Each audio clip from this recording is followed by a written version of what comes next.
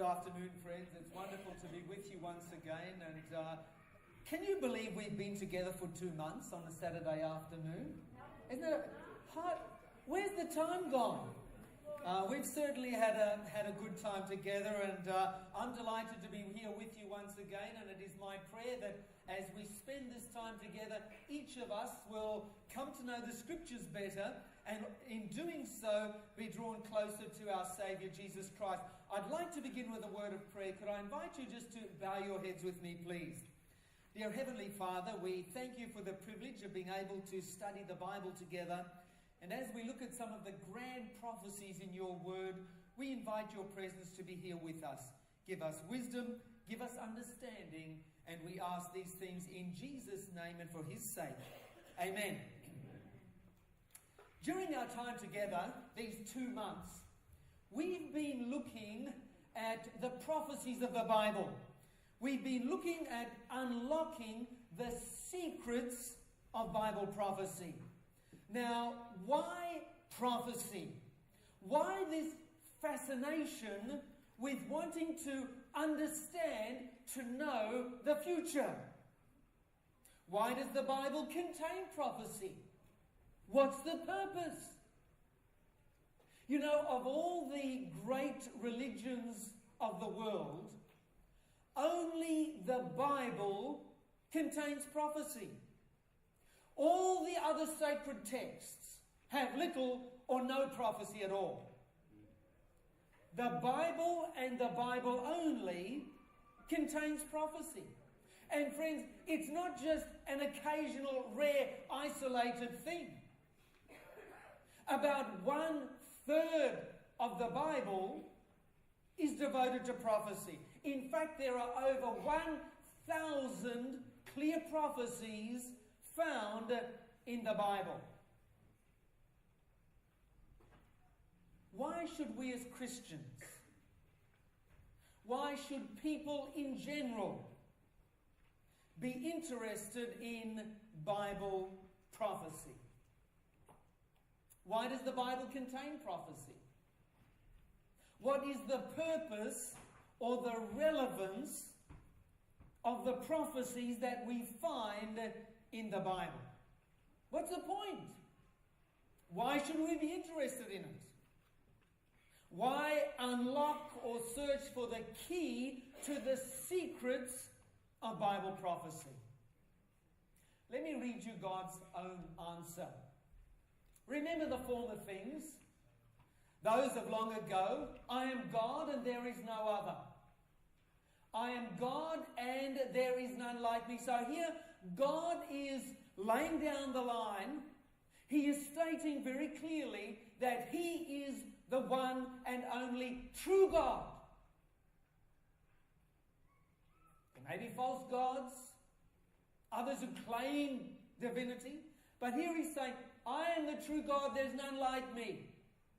And here he gives the reason why, the evidence. He says, I make known the end from when? From the beginning, from ancient times, what is still to come. Here God is giving us the reason why he is the only true God. Because he can tell the future. And then Jesus himself, when he was here, said, I told you now, before it happens, so that when it does happen, you will what? You will believe. You see, friends, God says that he alone can truly predict the future. And he challenges us to test if indeed he is real and can predict the future.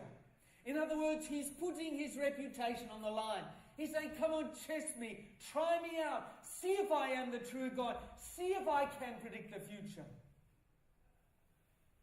And so, friends, the primary purpose of Bible prophecy is to give us confidence and trust in God and in his word, the Bible.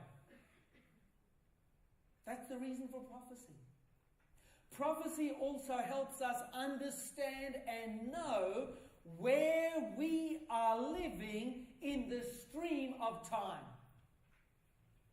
And so as we study the prophecies of the Bible that predict what's going to happen in the future, that outline the course of history, we can see where we are living in the course of time.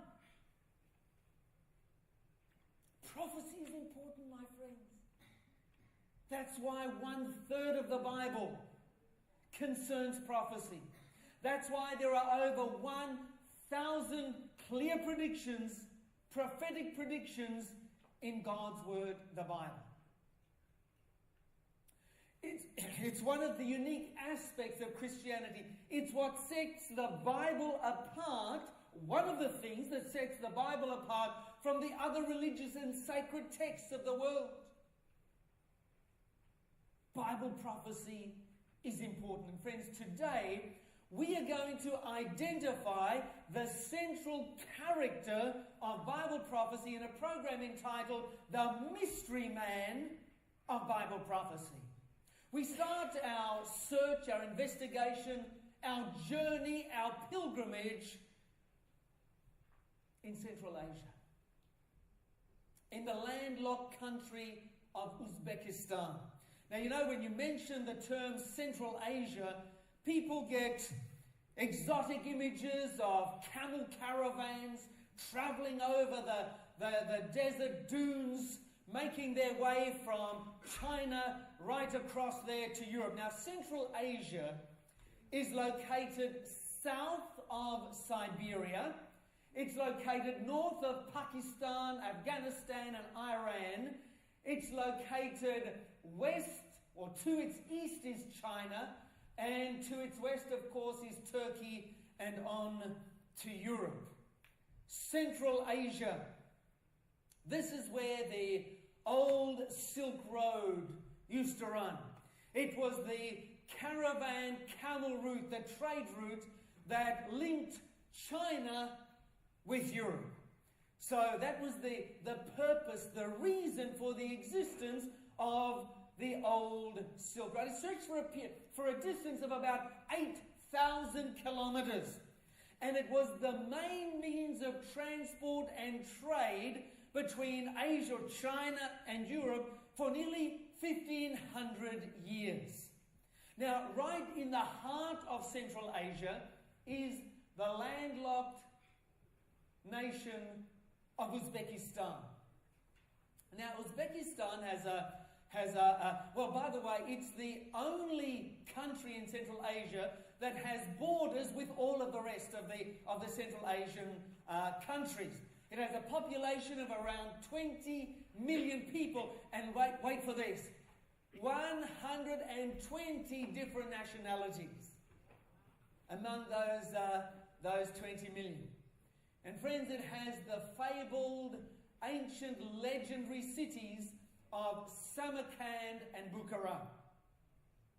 These truly are magnificent, ancient cities, situated right there on the trade route. All the trade that went between Europe and China, Europe and Asia, travelled by land through these great cities. And to stand in the central square, the Registan of Samarkand, and to see these great mosques, madrasas, these training schools, it's a wonderful experience. But I don't have time to spend much time today in Samarkand. We must hurry on to Bukhara.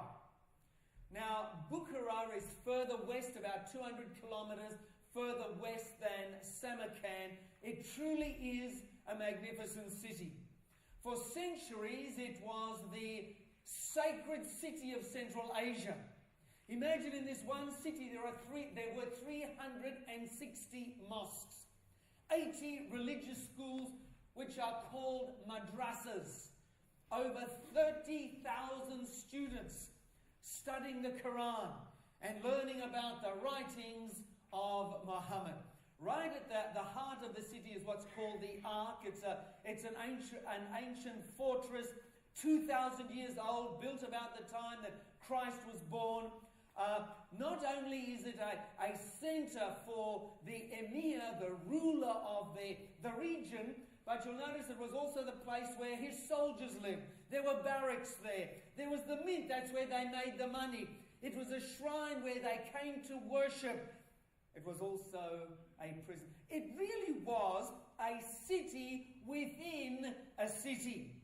3,000 people made the ark their home. Right in the center of the square there, you see the Kailan Mosque, or minaret rather, also known as the Tower of Death. 47 meters high. It was built in the year 1127. It also served as a lighthouse. So you can imagine around Bukhara there are the flat open desert plains, people traveling at night as well as during the day. When they travel at night, they would use the stars. If it was overcast, they needed something else. And so they would light a fire right there at the top of the minaret, and it served as a guide for the great camel caravans that were traveling between Europe and Asia. The local emir had a more sinister use for the tower, the Kailan minaret. Criminals or political foes were tied up in a sack and dropped from the top of the minaret. Interesting place, Bukhara, with some very fascinating buildings. And over the centuries, Bukhara has had a reputation of being the most interesting city in all the world. Not only are its history, its buildings, and its architecture interesting, but also its inhabitants. Many people are surprised to discover that here in Central Asia, that for thousands of years, there has been a large Hebrew or Jewish community. Right here in Central Asia. And although separated from their ancestral home, Israel, they've kept their language, their culture, and their religion over the centuries. Now, of course, the question arises, well, how did a huge community of Jews end up here in Central Asia 2,500 years ago? Long way from Israel. Not much in common with the people of the local community. What were these Jews doing in Central Asia? Well, friends, the story goes back many, many centuries when a great warrior king by the name of Nebuchadnezzar set out with his armies from Babylon, and he crossed through the Fertile Crescent, and he came, so there's Babylon, he travelled up here, came down here, attacked Egypt, and then came back, and he attacked Jerusalem. He made 3 attacks on Israel. The first in 605 BC, the second in 597 BC, and the third, final, and most destructive attack took place in 586 BC, when he besieged the city, broke down the walls, sacked the city, burnt the temple, and took the inhabitants captive.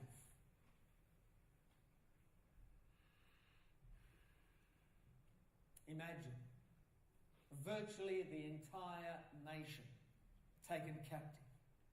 Now, the alarming news is that 130 years earlier, the Assyrians had captured the northern 10 tribes of Israel and taken them captive to Nineveh.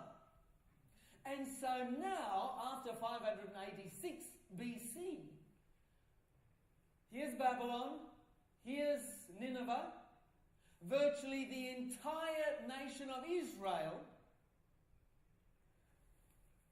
were prisoners of war in present-day Iraq, Iran, through Persia, through the empire. And they underwent terrible, terrible hardship, slavery, and persecution. When Cyrus the great Medo-Persian leader, king, conquered Babylon in 538 BC, the situation improved for the Jewish exiles. Things became more acceptable. You see, the Persian kings introduced a new concept. The previous empires had a policy of divide, loot, and just decimate. The Persian kings had a different concept, and they began to send the exiles back home again. And they issued a number of decrees that allowed the Jewish people to return to their homeland, their capital city, Jerusalem. Of course, the city was in ruins. 70 years it had been just left. Nobody lived there. The place was destroyed, and it was just a ruin. The Persian kings changed that. The most important of these decrees that was issued by the Persians was issued by a Persian king by the name of Artaxerxes in the year 45 BC. He allowed the Jews to return to Israel, to Palestine, to Jerusalem. He allowed them to rebuild the city, to build the walls so it could be defended, and most importantly, to rebuild the sacred temple. Remember that date, 457 BC. It is the most important date in Jewish history, and therefore important in Bible history as well. 457 BC, Artaxerxes Longimanus made a decree that the Jewish people could return to their capital city, they could rebuild it, they could defend it, and they could build their sacred temple. Now, of course, most of the exiled Jews who had been in Persia took this opportunity to leave and to return home. The vast majority. However, many chose to remain in Persia. And the Persian kings decided at this time to establish fortified cities on the boundaries of the empire, particularly the northeastern area, to protect the empire, the Persian Empire, from attacks by nomads that came in off the great steppes of Russia, the steppes of Russia. They decided to fortify these cities. And so they encouraged the newly freed Jews who had suffered persecution to get away from the annoying people that were persecuting them, to go up to the frontier where they would have true freedom and would not be troubled by other communities. And so they built these cities way up here in the northwest.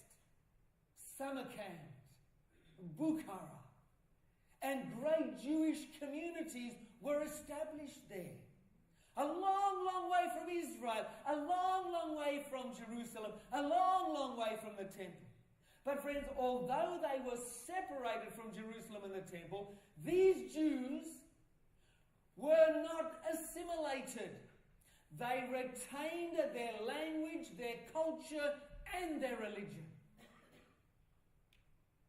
Most importantly, they continued their tradition of copying and studying the ancient scriptures, including the great prophecies of the Bible. They were familiar with them. They learned them. They taught them to their children. They shared these truths and the prophecies with the people round about. it is suggested by some that the wise men who journeyed from the east were actually from this region. That they were Persian Jews who were seeking the fulfillment of one of the great, great prophecies of the Bible.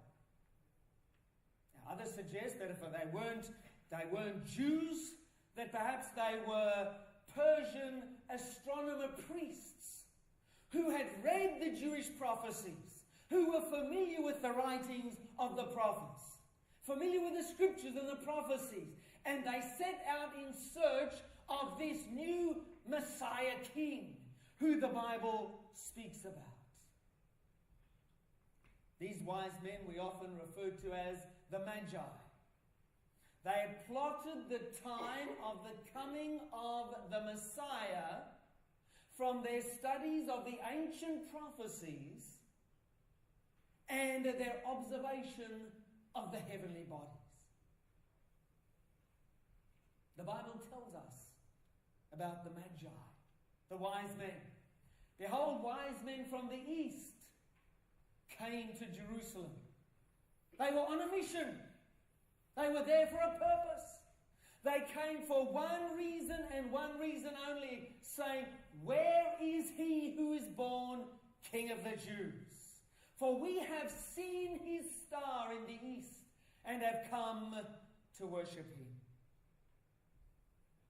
Now, friends, this may surprise you, but concerning the wise men, the Magi, the Bible does not describe them. Doesn't give their names. Doesn't give their place of origin. Do you know it doesn't even tell us how many there were?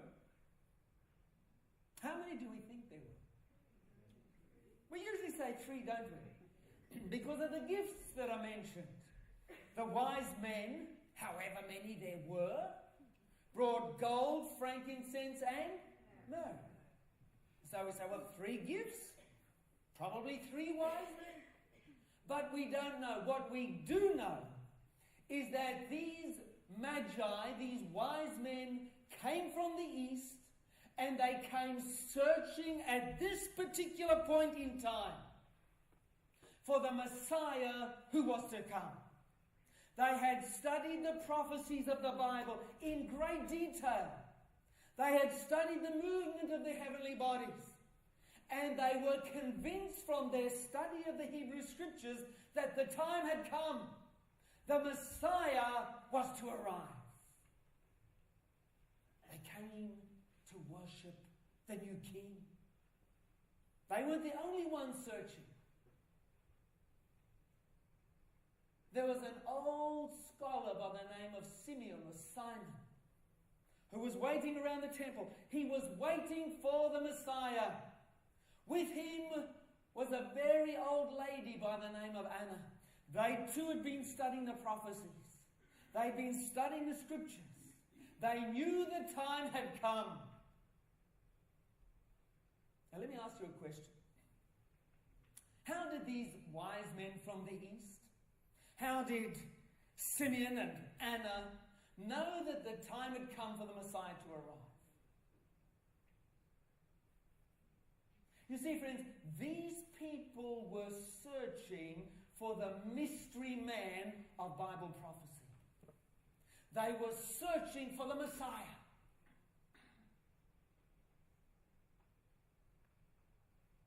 How come? They had been studying the prophecies. And they knew from their study of God's word that the time had come for the Messiah to arrive. And so, friends, the wise men from the east, Simeon and Anna, were certain the time had come for the Messiah to arrive. Why? Because they had unlocked the secrets of Bible prophecy.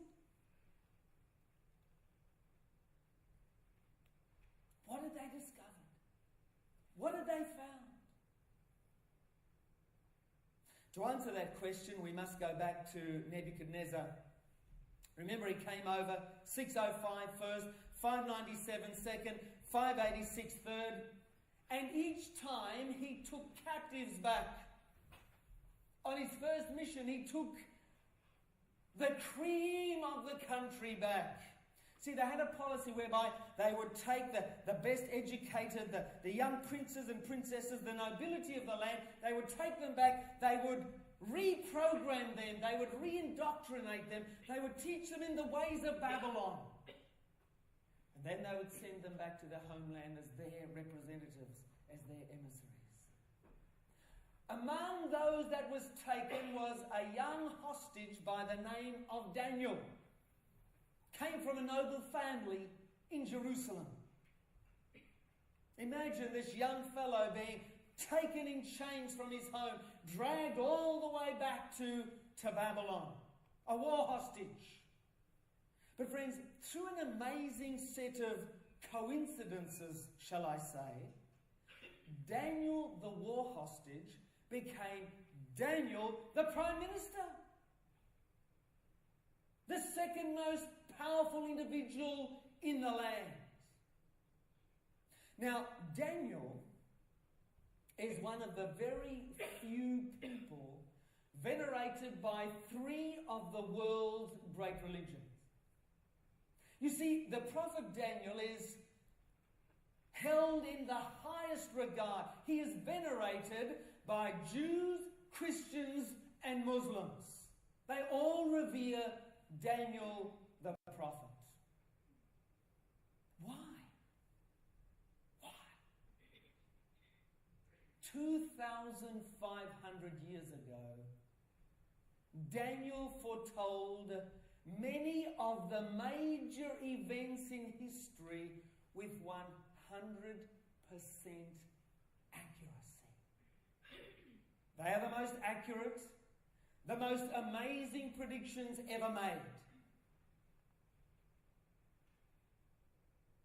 Among these predictions was a time prediction that actually predicted the very moment in history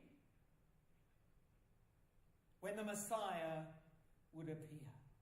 Pinpointed to the year. Friends, it could well be that the wise men from the east had been studying the prophecies of Daniel, which had been written in the east, in their very own region. Daniel's prediction was amazing.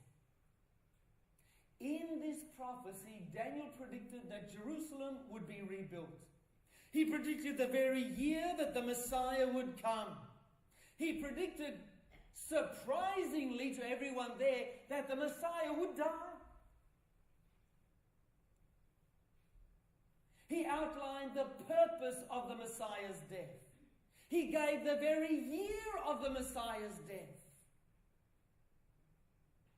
And then he said that Jerusalem would be destroyed again. Amazing prophecy. One of the truly great prophecies of the Bible. Let's have a look at it together. Know therefore and understand that from the going forth of the command to what? Do you remember the date of that command? What was it? From the going forth of the command to restore and build Jerusalem until Messiah the Prince shall be 7 weeks and 62 weeks. So here is a prediction. Here is a prophecy that identifies when the Messiah will arrive. Do you notice that, friends? He's giving us some insights. He's telling people this is when the mystery man, the great Messiah of Bible prophecy, is going to arrive on the scene.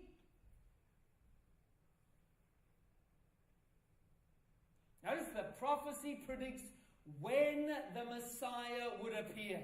Notice the Messiah, according to this prophecy, would appear 7 weeks plus 62 weeks. That's how much? A total of 69 weeks after the decree to restore and build Jerusalem. Now remember, Jerusalem is in ruins. It's been smashed, it's been obliterated by 3 attacks from the Babylonians. They were the big war machine of their day. They were the superpower of their day. When they attacked, they attacked. And they left Jerusalem absolutely devastated. So the city was in ruins. The starting point of the 69-week prophecy would be a special command, Daniel said, that was given to rebuild, to restore and build Jerusalem. So here in this great prophetic timeline, God's prophetic timeline, we are told that this prediction about the coming Messiah, when he would arrive, begins with the decree to restore and rebuild Jerusalem. Now, when did that happen? We notice the decree was issued by the Persian king Artaxerxes in the year 457 BC. Bear with me, friends. This is amazing. This is astounding. So we know that the prophecy begins in the year 457 BC. And Daniel predicted that 69 weeks after this decree was issued, this decree by the Persian king Artaxerxes in 457 BC, 69 weeks after that event, the Messiah would appear. So there we have our starting point. 457 BC, the decree is made by Artaxerxes to go back and to restore and build Jerusalem. Now, friends, we're going to do a little bit of homework, a little bit of mathematics. Don't panic. Very simple. Very simple. Let's decode the prophecy together. How many days in 69 weeks? Well, 69 times 7 equals 483 days. Got that? Everybody clear on that? 69 weeks, we are converting it to days. Alright? So, what Daniel is saying is that the Messiah is going to appear 483 days after which date? That's right, friends. Daniel the prophet predicted that the Messiah would appear 483 days after the decree to restore and build Jerusalem that was given in 457 BC. And friends, I'm going to share with you one of the great secrets of Bible prophecy. What I'm about to share with you unlocks the mysteries of the time prophecies of the Bible. You want to know what it is? Yeah. Here it comes. Listen very carefully. In Bible prophecy, a day represents or equals a year. That is one of the fundamental principles of knowing, understanding, and interpreting the great time prophecies of the Bible. We are told by Daniel's colleague, another prophet Ezekiel, each day will represent what? 1 year. So let's get back to our prophetic timeline. We know when the decree was given to restore and rebuild Jerusalem. 457. Now we want to add these time periods. The 483 days, or the 7 weeks plus 62 weeks, that combines to make 483 days or prophetic years. So friends, notice what we've discovered. Daniel the prophet predicted that the Messiah would appear 483 days after the decree given by Artaxerxes to restore and build Jerusalem in 457 BC. So according to the prophecy, the Messiah, if you add 483 years to 457 BC, remember you've got to go backwards, and remember that there is no 0 year. But when you add 483 years to 457 BC, it brings you down to the year 27 AD. Daniel said, the Messiah will appear in the year AD 27. Friends, we can test this mathematical prophecy to see whether it's accurate or not. What happened in 27 AD? Remember this, that the word Messiah means anointed one. In Bible times, when a king or a priest or prophet was anointed, or when they were anointed at the commencement of their work, when they began their work, they were anointed as they commenced their life's work. Now, what was Jesus' occupation? He was a carpenter, wasn't he? Jesus was a tradesman. He was a carpenter by profession. Friends, up until 27 AD, Jesus was a tradesman working each and every day as a carpenter. In 27 AD, his life was completely changed.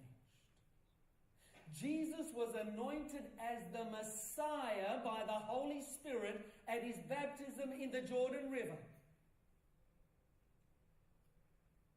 So in AD 27, Jesus left his job as a carpenter. He left home, left the business, left the family business, and he began his ministry as the Messiah. Let me show you something amazing. We can be absolutely sure of our dates. The Bible says, in the 15th year of the reign of who? Tiberius Caesar, the Roman emperor, when Pontius Pilate was governor of Judea, Herod tetrarch of Galilee, his brother Philip tetrarch of Iturea and Trachonitis, and Licinius tetrarch of Abilene. Now, friends, the 15th year of the reign of Tiberius Caesar, guess what? Was AD 27. The year, the Bible tells us, that Jesus was baptized. We know for certain the 15th year of Caesar's reign, Tiberius Caesar, was 27 AD. Now, friends, notice what we've got here. We've got the chronology of the Jews. We have the chronology of the Romans. Two separate chronologies that confirm the date of Jesus' baptism when he was anointed by the Holy Spirit to commence his work as the Messiah.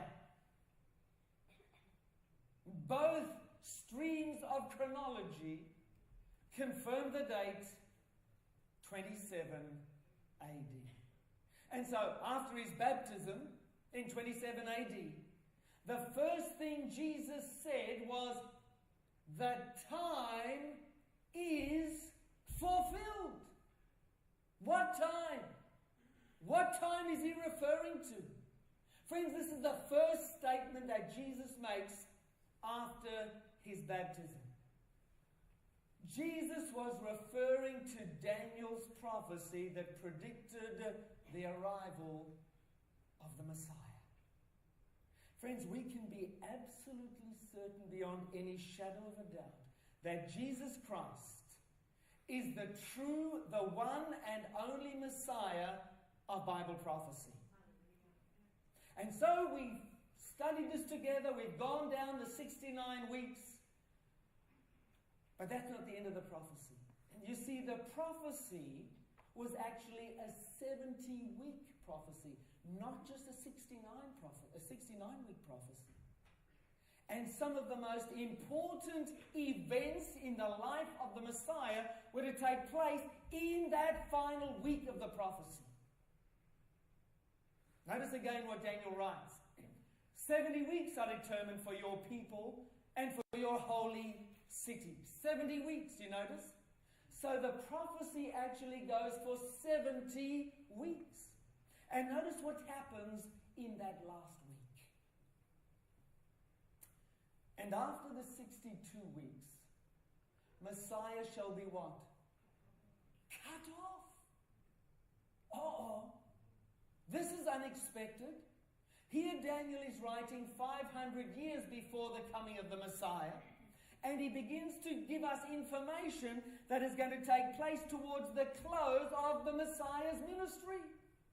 He says during this 70th week, he will be cut off, but not for himself. Then he becomes more specific.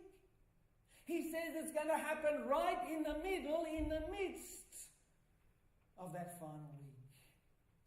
When the Messiah will bring, notice he says in the middle of the week, he shall bring an end to sacrifice and offering. He said, there won't be any need, there'll be no need to continue sacrificing little lambs.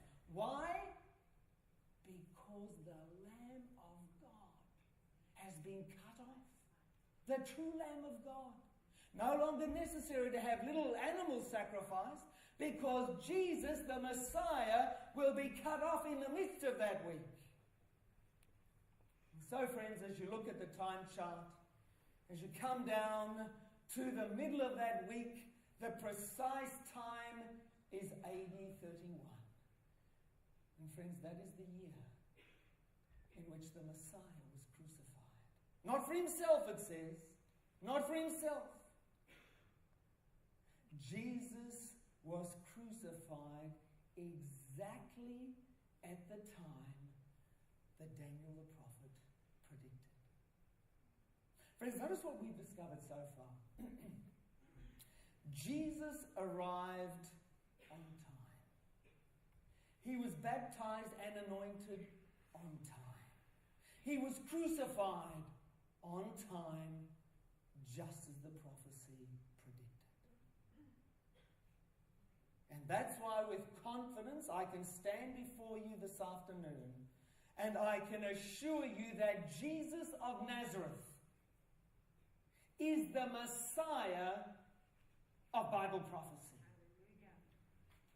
And friends, the wise men from the east had been studying these prophecies.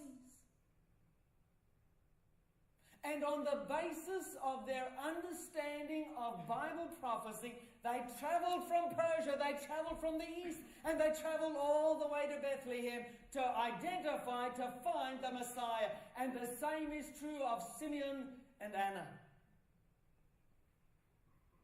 No question.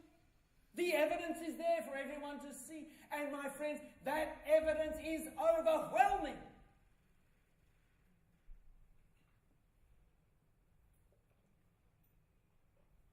After the death of Jesus, the apostles began to preach from these prophecies, from the Hebrew text, the Hebrew scriptures. They used this information to share with the Jewish people. Now remember this, friends, all the early Christians were what? They had something in common. They were Jews. All the disciples were Jews, correct? The followers of Jesus, the early Christians, were all Jews. And they were influenced by the demonstration that Jesus of Nazareth fulfilled all the biblical predictions concerning the Messiah. And this prediction in Daniel chapter 9, verses 24 to 27, it was overwhelming. It was devastating. Nobody could refute it. That's why when you read the book of Acts, it says 5,000 in one day accepted Jesus as the Messiah. Can you imagine what this was doing to the Jewish leadership? You read a bit further, another 3,000 in one single day, and then 2,000. The Bible says that the Jewish people, as they saw the evidence, couldn't refute it, and they accepted Jesus as the Messiah. Well, can you imagine? To the rabbis, This was a disaster. They had rejected Jesus. They said, have nothing to do with him. Now, the people saw the evidence for themselves and they responded. They accepted Jesus. What were the rabbis to do? Well, they began to discourage people from studying the Bible for themselves. Stay away from that book, Daniel, they said. And then to make it even more likely that the people would not read it, they presented or pronounced a curse on anyone. The rabbis curse on anyone who studies Daniel chapter 9, verses 24 to 27. Here's the rabbi's curse. May the bones of the hands and the bones of the fingers decay and decompose of him who turns the pages of the book of Daniel to find out the times of when? Daniel chapter 9, 24 to 27. And may his memory rot from off the face of the earth forever. The rabbi's curse. To discourage people from studying the grand time prophecies of the Bible. Why, my friends? Because the evidence is irrefutable. Because the evidence is overwhelming. Jesus Christ is the Messiah of Bible prophecy. The one and the only. Now, friends, this isn't the only prophecy concerning Jesus Christ. There are others, in fact. There are scholars tell us, over 300 predictions made by the Bible prophets about the long-awaited Messiah. Over 300. All finding their fulfillment in Jesus of Nazareth. Not just Daniel chapter 9, 24 to 27. My friends, that's just one of 300. Here's another. By the way, when the wise men came to Jerusalem, do you remember where they went first? Who did they go to? They went to Herod. Surely, if a new king is born, Herod's going to know. Herod was horrified. What? I've got a rival. So he called in the theologians, the people who were studying the Bible, and he said to them, I'm told that there's a new prince that's been born who's going to be a rival to my throne. Where would he be born? They came back immediately and they said, he's to be born in Bethlehem. How did they know? Well, friends, they knew because they too had been studying the writings of the prophets. Listen what Micah says hundreds of years before Jesus was born. O Bethlehem Ephratah, you are but a small Judean village, yet you will be the birthplace of my King, who is alive from everlasting ages past. Where was the King to be born? Where was the Messiah to be born? Where was the mystery man of Bible prophecy to be born? In Bethlehem Ephratah. Why do you think it identifies Bethlehem Ephratah? I'll tell you why, friends. There were two Bethlehems in Israel. There was Bethlehem Ephratah in Judah, and then there was Bethlehem in Zebulun. Two different places. The Bible is specific.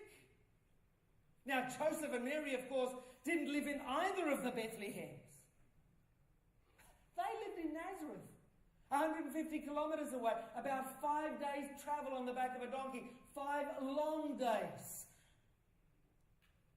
From Nazareth, let's have a look here. That map there is a bit small. Here we have Nazareth, way up here.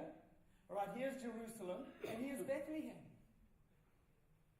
Mary and Joseph were living way up here in Nazareth. At least 5 days' travel from Bethlehem Ephratah. And so if you were visiting Nazareth at the time and you were introduced to Mary, you'd say, well, in her state, she ain't going anywhere. She's going to stay here, and that kid's going to be born right here in Nazareth.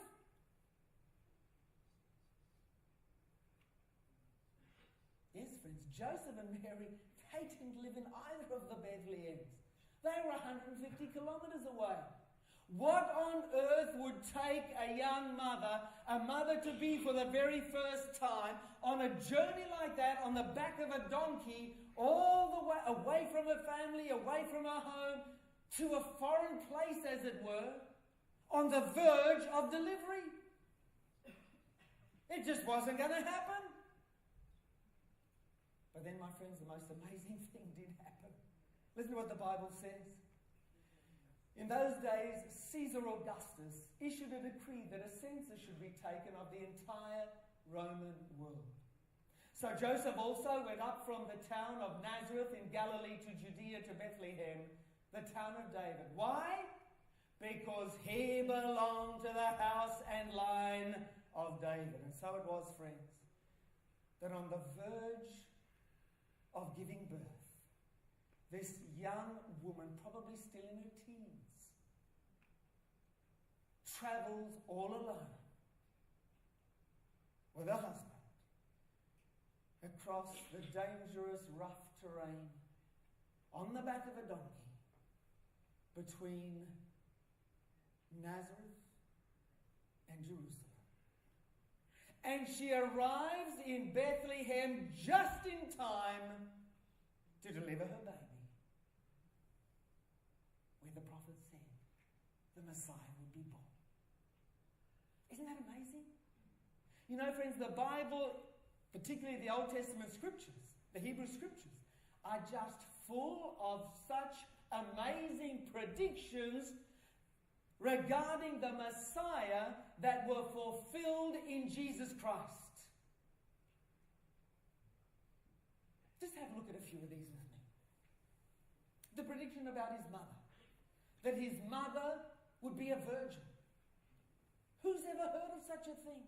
But my friends, check out the evidence in Matthew. You can read the prediction that was made about 700 years before the birth of Jesus, and you can turn to Matthew and see this prediction regarding the mother of the Messiah was fulfilled in every fine detail.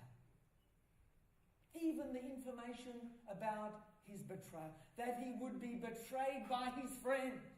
You know, you can understand somebody being betrayed, but by his friend, the Messiah? Impossible. But friends, centuries beforehand, 700 years beforehand,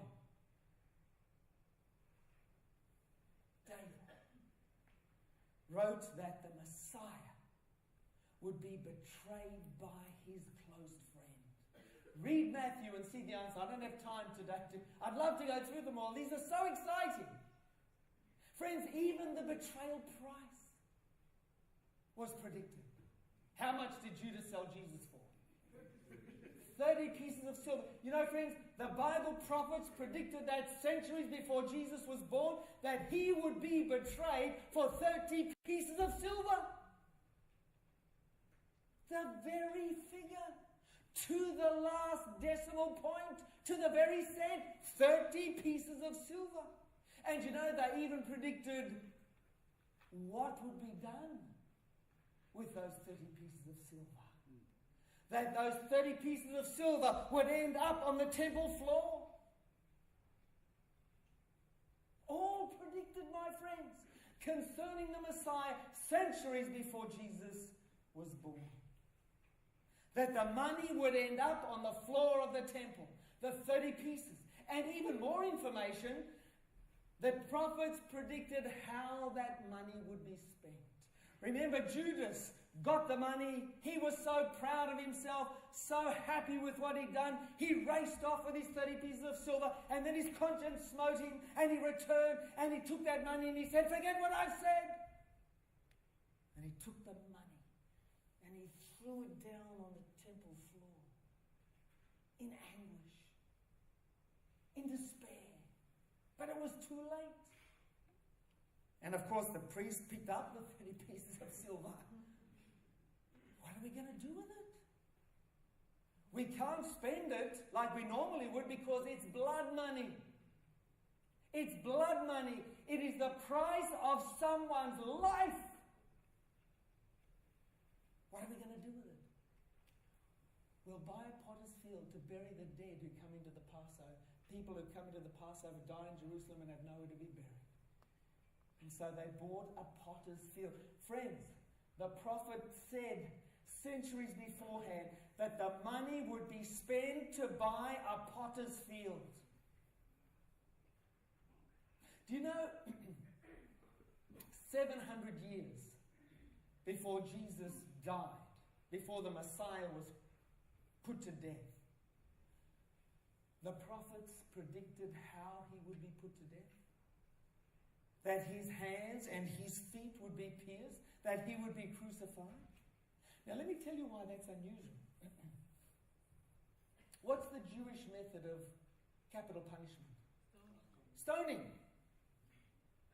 Crucifixion was unknown to the Hebrews. It was a later Roman method of execution. The Jews would have nothing to do with it.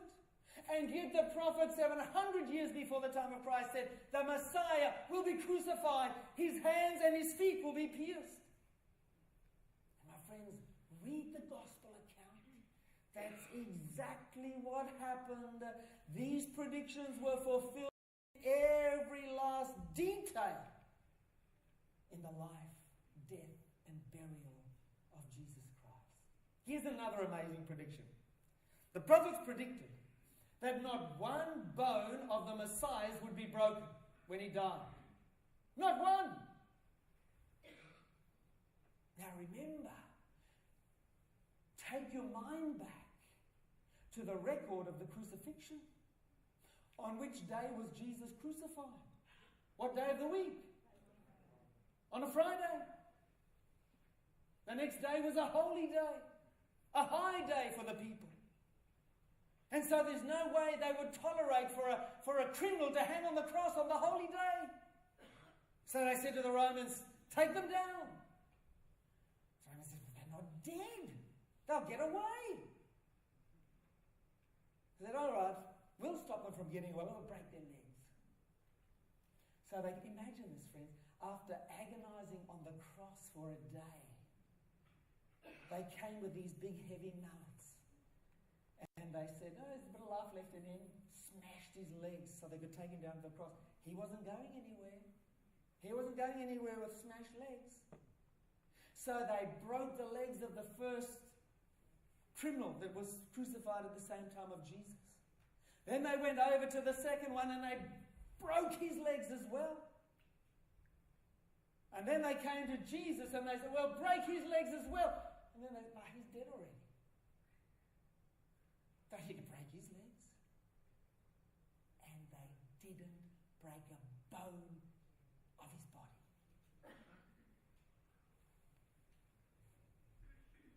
Friends, the prophets predicted that not one bone of the Messiah's body would be broken, and that is exactly what happened. Let me tell you, if Jesus died half an hour later, they would have broken his legs. He died on time, exactly as the prophets predicted he would die. What did they do with his tunic, his clothes? You remember? What did they do? They cast lots for them. They gambled away. That's right. You know that cloak was woven as one piece without any seam in it. And so they said, look, it would be a shame for us to divide this up, to tear such a beautiful piece of cloth. Let's just gamble for it. The one who we'll cast lots for it. You know, friends, it was all predicted by the psalmist centuries before the time of Jesus, that they would cast lots for his clothes. Read Mark's gospel, my friends. All the details of Christ's life and death were accurately predicted centuries earlier by the Bible prophets. Friends, Christ's biography, it was written hundreds of years before he was even born. And every last detail was correct. You know, in fact, there were 29 prophecies alone concerning the betrayal, trial, death, and burial of the Messiah. 29 prophecies. They were all fulfilled in one 24-hour period. The last 24 hours before his crucifixion. My friends, 500 years of prophecy fulfilled in one day. All these predictions were fulfilled in the life of Jesus Christ. Now you might say, oh, that's just chance. No, maybe they were fulfilled. You know, that's just one of these things that could happen. One of these things could happen to anybody. Let's say I have 10 $1 coins in my hand. All right? I stand here before you and I throw those coins in the air. I let them fall on the ground. What are the chances that they will all land heads up? Well, friends, according to the law of averages, over 1,000 times I'd have to throw them in the air before there would be a possibility of them landing all up, heads at the same time. Now imagine that those 10 coins are 10 prophecies. The chances of that happening, of them all being fulfilled in one person, it's impossible. Friends, there aren't just 10, there are not 20, there are not 50, there are not 100, there are over 300 prophecies. The chances of all 300 being fulfilled in one individual is impossible. They were all fulfilled in the life, the ministry, the trial, the death, the burial of Jesus Christ. Let me give you some idea of, it's so difficult to do, but let me give you some idea of the possibility of all these predictions being fulfilled in the life of one person. Let's take our coins again. All right, this time we need a few more. We need a few more than 10. We are going to cover the entire state of New South Wales, even where you live, 1 metre deep with $1 coins. All right? Then we are going to take one of those coins. We are going to put a unique mark on that coin, and then we are going to throw it back and mix all those coins up. Then we're going to blindfold a man, and he must pick up the coin that we have marked on his first try. What are the chances? Not a chance. That's it. Not a chance. My friends, there's no chance involved with this. Jesus is the Messiah. No question about that at all. The only Messiah. And my friends, that's why no one else can claim to be the true Messiah. Because no one else can fulfill those 300 predictions that are made concerning the Messiah. Let me tell you something sobering. Friends, Jesus came to a people who had the scriptures with all the prophecies concerning the Messiah. Do you know that? He came to a people who had the sacred oracles. He came to a people who had the scriptures, specially chosen by God. They had the scriptures, they had access to all the prophecies concerning the Messiah. But you know what? They were unprepared to meet him when he came. Do you know why they were unprepared? I'll tell you why, friends. They failed to study the Bible and its prophecies. It's as simple as that. And so when Jesus came, they were not ready. They rejected him. Let me tell you something, friends. Just as there are prophecies in the Bible about the first coming of Jesus, so also there's a whole raft of prophecies about the second coming of Jesus. And just as the first prophecies were given to allow people to prepare for the first coming of Jesus, so the prophecies are given to us in the New Testament and in the Old Testament, so that we can prepare for the second coming of Jesus Christ. My friends, that's why God has given us the prophecies in the Bible. He loves us. He wants us to be ready to meet him when he comes.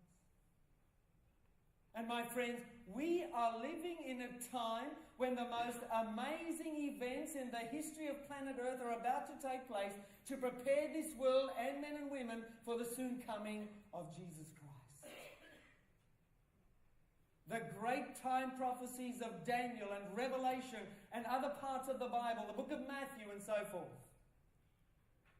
Friends, the Bible tells us about significant events that are now beginning to take place. Friends, we are witnessing massive events taking place in the world, in the economic world, in the religious world, in the political world, in the military world. My friends, they're all outlined here. If you want to know what's taking place in the world, study the grand time prophecies of the Bible. You know, friends, that's why we're running this series of programs. To share with people the great truth of God's Word, the Bible. Friends, Jesus is coming soon. He's coming whether we like it or not. He's coming whether we're ready or not. The great prophetic time clock is set. Jesus is coming soon. And God wants us to be ready, my friends.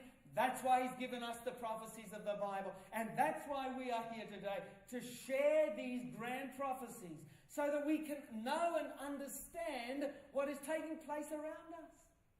My friends, the Bible tells us that the great Antichrist is soon to come. He's soon to reveal himself. All the information is contained right here in the prophecies of Daniel and Revelation. You know, you hear lots of talk today about the Antichrist. Listen, friends, the term Antichrist is a biblical term.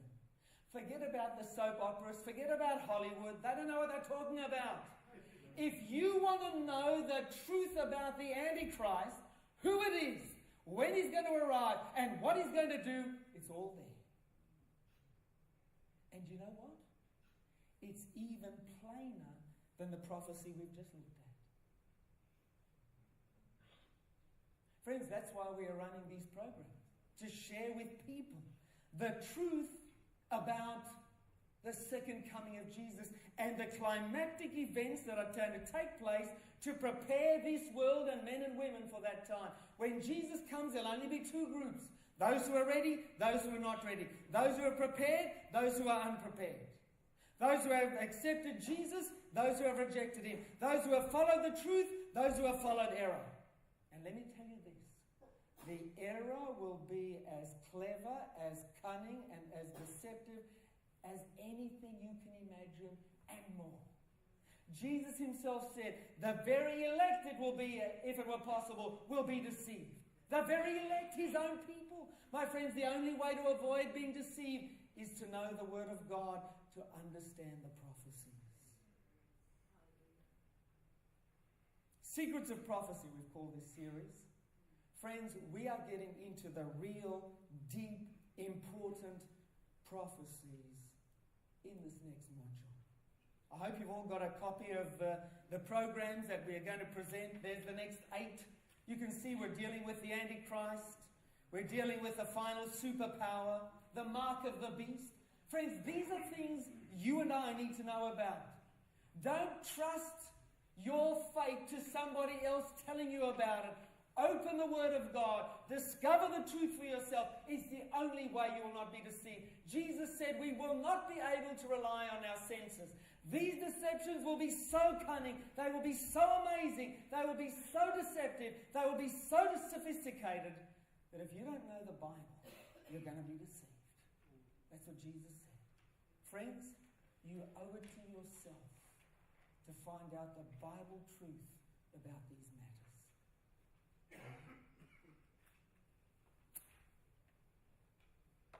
I am going to share this next module.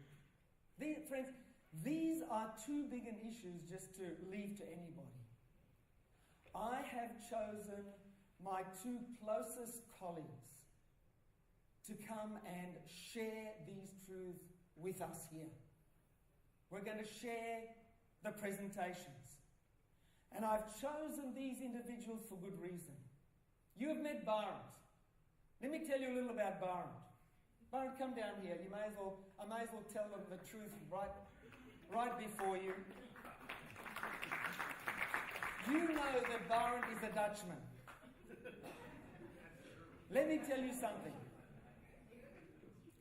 The little nation of Holland has produced some of the greatest artists, some of the greatest inventors, some of the greatest scientists, and some of the greatest theologians. Musicians as well, that's right. That's right. Let me tell you about Barend. Barend has lived and studied in the nation of Israel. He is a specialist on the Jewish temple and the sanctuary services